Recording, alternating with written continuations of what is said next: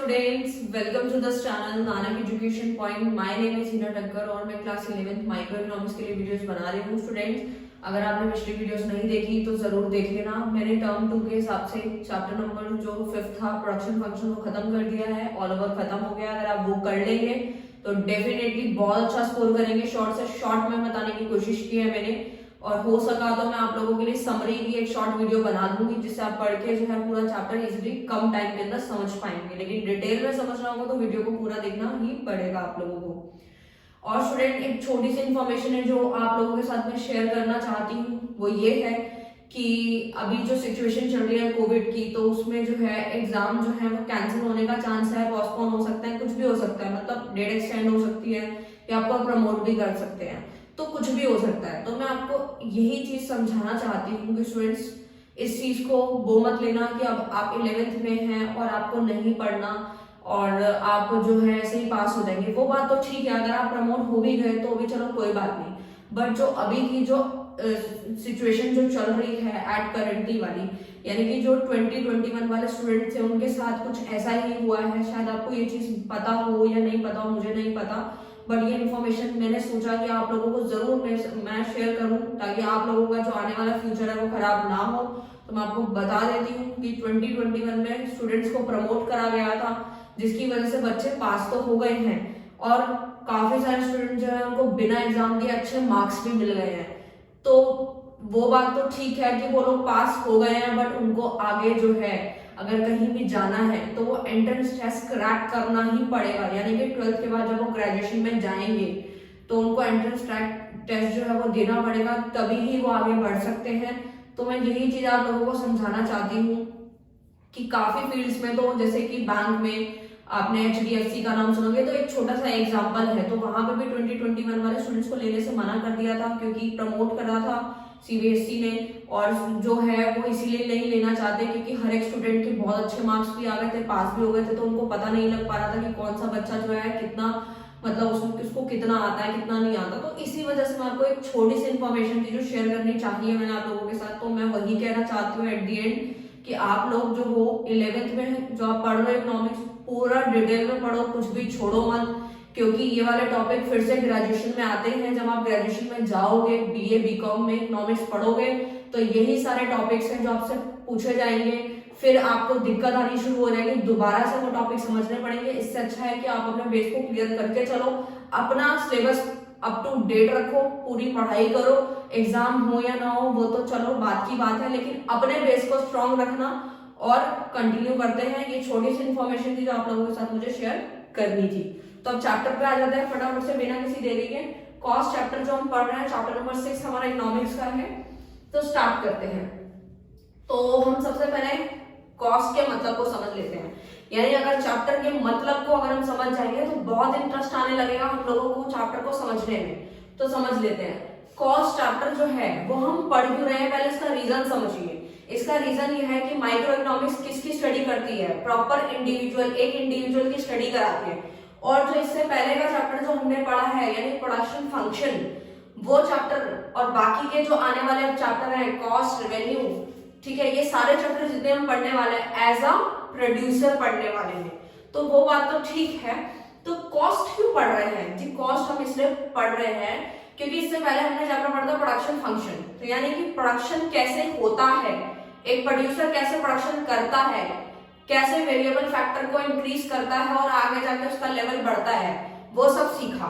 तो कॉस्ट भी तो जरूरी है। कॉस्ट का मतलब सिंपल ये होता है कि जब आप कोई सी भी प्रोडक्शन करेंगे, किसी भी चीज का प्रोडक्शन करेंगे तो खर्चा लगेगा, यानी कि खर्चा करना पड़ेगा।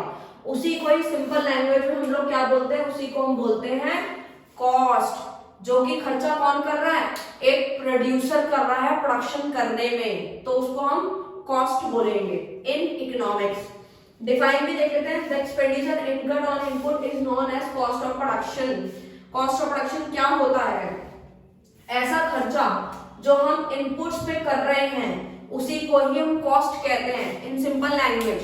जैसे कि सपोज ये मार्कर का प्रोडक्शन करना है तो सबसे पहले मुझे क्या चाहिए, लैंड भी चाहिए, लेबर भी चाहिए, कैपिटल भी चाहिए, सारी चीजें चाहिए, ठीक है। रॉ मटेरियल भी चाहिए। तो ये जो सारी चीजें आ रही है फ्री में नहीं आ रही, इसमें खर्चा हो रहा है। ठीक है, आपने लैंड ली है तो उसका क्या देना पड़ेगा, रेंट देना पड़ेगा। लेबर को बुलाओगे तो उसको दिहाड़ी यानी कि वेजेस देनी पड़ेगी। ठीक है, कैपिटल, ठीक है, और रॉ मटेरियल, ये सारी चीजों पे आपको खर्चा करना पड़ रहा है। तो ये जो खर्चा है आपका, जो एक्सपेंडिचर है, उसी को ही, ये जो खर्चा जो आप इनपुट्स पे कर रहे हैं उसी को बोलते हैं कॉस्ट ऑफ प्रोडक्शन। तो आई होप आपको समझ आ गया होगा विद एग्जांपल। सेकंड पॉइंट देखते हैं, कॉस्ट फंक्शन क्या होता है। पहले हमने कॉस्ट समझा, उसकी डिफाइन समझी। अब कॉस्ट फंक्शन वो भी बहुत इजी है, refers to a function relationship between cost and output. Cost और आउटपुट के बीच के फंक्शनल रिलेशनशिप को ही हम कॉस्ट फंक्शन कहते हैं। जैसे कि अगर मैं बोलूं कि किसी भी प्रोडक्शन करने में, मतलब जो आउटपुट हमें मिला है उस पर कितना हमें कॉस्ट आई है, उसी को ही हम कॉस्ट फंक्शन कहते हैं। मतलब इन दोनों के बीच के रिलेशनशिप को ही हम कॉस्ट फंक्शन कहते हैं। ठीक है, इसकी इक्वेशन होती है C = FQ ब्रैकेट में। इसका मतलब क्या है, C मतलब है कॉस्ट ऑफ फंक्शन, Q का मतलब होता है क्वांटिटी, ठीक है, F का मतलब होता है फंक्शनल रिलेशनशिप, जो कि हमने डिफाइन के अंदर अभी पढ़ा है। तो आई होप आपको समझ आ गया होगा। चलिए, ये तो हो गई बात कॉस्ट फंक्शन की। अब तीसरा जो देख लेते हैं, एक्सप्लिसिट कॉस्ट और इम्प्लिसिट कॉस्ट क्या होता है। तो मैं आपको बता दूं, अगर एक्सप्लिसिट को और इम्प्लिसिट कॉस्ट को ऐड कर दूंगी तो भी मेरी क्या बन जाएगी, कॉस्ट बन जाएगी। तो देखते हैं ये क्या होता है। बहुत सिंपल है, क्योंकि हम मीनिंग को समझ गए हैं तो अब हमारे को कुछ भी टेंशन लेने की जरूरत नहीं है। लॉजिकल चीजें पढ़ेंगे, कुछ भी रट्टा नहीं लगाना, बहुत सिंपल वे में पढ़ेंगे। फैक्टर सर्विस को हायर करना है तो बाहर पेमेंट जो करते हैं उसको हम एक्सप्लिसिट कॉस्ट बोलते हैं। जैसे कि एक डॉक्टर का एग्जांपल लेते हैं कि अगर किसी डॉक्टर ने बाहर क्लिनिक खोल रखा है तो जो खोल रखा है वो फ्री में तो नहीं मिली होगी उनको जगह, दैट मीन्स वो वहां का रेंट पे कर रहे हैं। तो वो कौन सी कॉस्ट है, एक्सप्लिसिट कॉस्ट है। आप समझते हैं इम्प्लिसिट कॉस्ट क्या होता है। इम्प्लिसिट कॉस्ट का मतलब है it is the cost of self supplied factor. Self supplied का फैक्टर का मतलब हुआ कि वही जो डॉक्टर है जिन्होंने अभी बाहर जो है वो क्लिनिक के लिए जगह ले रखी थी तो वो रेंट पे कर रहे थे। सपोज उन्होंने कुछ टाइम बाद अपना क्लिनिक घर में ही शिफ्ट कर लिया, ठीक है, तो उन्होंने वो चीज घर में शिफ्ट कर लिया। दैट मीन्स अगर वो बाहर 20K सपोज रेंट दे रहे थे, यानी 20,000 वो रेंट दे रहे थे, वो आउटसाइडर को पे कर रहे थे, दैट मीन्स वो एक्सप्लिसिट कॉस्ट थी।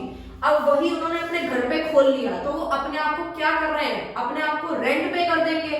जी कैसे करेंगे, यहाँ साफ साफ लिखा है रेंट ऑफ ओन लैंड, वो अपनी ही लैंड पे खुद को रेंट पे करेंगे। आप लोग सोचेंगे ऐसा क्यों करेंगे, अगर हम यही डॉक्टर बाहर अगर फिर दोबारा से जाएंगे तो भी तो उनको पे करना पड़ेगा ना, तो अब उनको बाहर पे करना नहीं पड़ रहा, तो वो खुद का उनका पैसा जो है वो बच रहा है, यानी कि वो सेव हो रहा है, उनका वो प्रॉफिट है। दैट मीन्स वो एक तरीके से रेंट उनका बच रहा है। तो वो जो खुद को पे कर रहा है वो हमारी इम्प्लिसिट कॉस्ट होती है। आई होप आपको समझ आ गया होगा कि ये ऐसी कॉस्ट होती है एक्सप्लिसिट कॉस्ट जो आउटसाइडर बाहर को पेमेंट की जाती है, बाहर वालों को पे किया जाता है। जैसे कि वेजेस, अगर हम किसी लेबर को बुलाएंगे तो भी तो उसको पेमेंट करनी पड़ेगी। और यहाँ पे इंटरेस्ट ऑन कैपिटल, यानी अगर हम कैपिटल लगाएंगे तो उस पर इंटरेस्ट हमको मिलेगा। ये खुद के सेल्फ सर्विसेज होते हैं, ठीक है। अब एक्सप्लिसिट कॉस्ट का एक और डिफरेंस देखते हैं। It involve actual money payment hiring inputs. ये ऐसी एक्चुअल मनी होती है, मनी पेमेंट होती है अगर हमें इनपुट को हायर करना है, यानी कि बाहर से आप अगर कोई सर्विस लेते हैं, ठीक है, कोई सर्विस जो है लेते हैं या कोई इनपुट हायर करते हैं तो आपको पेमेंट करनी पड़ेगी। और यहाँ पे क्या होता है, it involve imputed value factor owned by the firm, ये इनकी खुद की है, ठीक है, तो जो खुद का है तो बच रहा है वो चीज। नो मनी पेमेंट इन्वॉल्व, इसके अंदर कोई मनी पेमेंट इन्वॉल्व नहीं होती है, ठीक है। लेकिन हम ये सोच के चलते हैं कि ये अगर बाहर जाके क्लिनिक में काम करते, जगह लेते, तो उनको ये चीजें पेमेंट करनी पड़ती। तो आप ये सोचेंगे कि इम्प्लिसिट कॉस्ट फिर ऐड क्यों होती है हमारी कॉस्ट में, वो इसीलिए ही होती है क्योंकि अगर वो बाहर जाएंगे तो भी तो उनको पे करना पड़ेगा, और वही अब उनको पे नहीं करना पड़ रहा क्योंकि उन्होंने घर में ही शिफ्ट कर लिया। तो घर में शिफ्ट कर लिया दैट मींस वो उनका नॉर्मल प्रॉफिट में काउंट हो जाएगा, लेकिन वो उनका खुद का होगा। आई होप आपको उन दोनों का डिफरेंस समझ आ गया होगा। फिर उसके बाद समझ लेते हैं नेक्स्ट टॉपिक, अपॉर्चुनिटी कॉस्ट क्या होता है। तो मैंने फर्स्ट चैप्टर में भी समझा रखा है अपॉर्चुनिटी कॉस्ट क्या होता है, फिर से एक बार देख लेते हैं। अपॉर्चुनिटी को हम ओसी भी कहते हैं। ओसी is the cost of the next best alternative for gone.